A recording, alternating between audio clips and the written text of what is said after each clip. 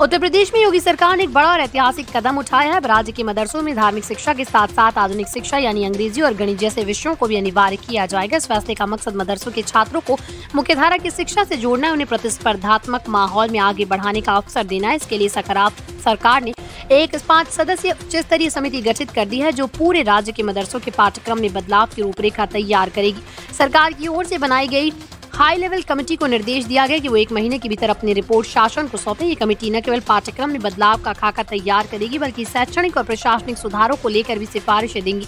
इस समिति का नेतृत्व अल्पसंख्यक कल्याण विभाग के निदेशक करेंगे।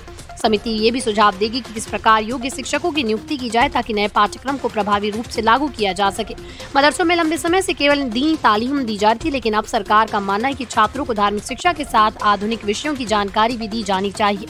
इसके तहत अंग्रेजी, गणित और विज्ञान जैसे विषय पढ़ाए जाएंगे ताकि छात्र आगे चलकर प्रतियोगी परीक्षाओं में भाग लेने योग्य बन सके।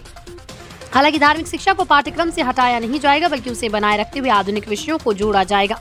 उत्तर प्रदेश में वर्तमान में लगभग 16,000 मदरसे संचालित हो रहे हैं। सरकार के इस निर्णय का सीधा प्रभाव इन सभी मदरसों और वहां पढ़ने वाले लाखों छात्रों पर पड़ेगा।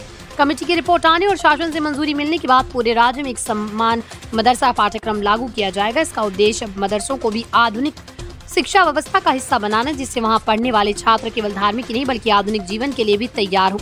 हालांकि योगी सरकार के इस कदम का विरोध भी सामने आया। जमीयत उलमाए हिंद के अध्यक्ष मौलाना अरशद मदनी पहले ही इस तरह के किसी भी बदलाव के खिलाफ अपनी राय जाहिर कर चुके। उन्होंने कहा था, मदरसों का मकसद केवल दीनी तालीम देना, वहाँ आधुनिक शिक्षा की कोई जरूरत नहीं।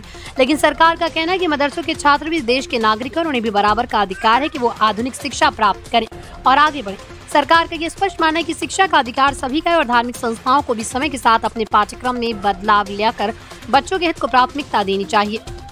मुख्यमंत्री योगी आदित्यनाथ पहले भी कह चुके हैं कि समाज का समुचित विकास तभी संभव है जब हर वर्ग को शिक्षा के समान अवसर मिले।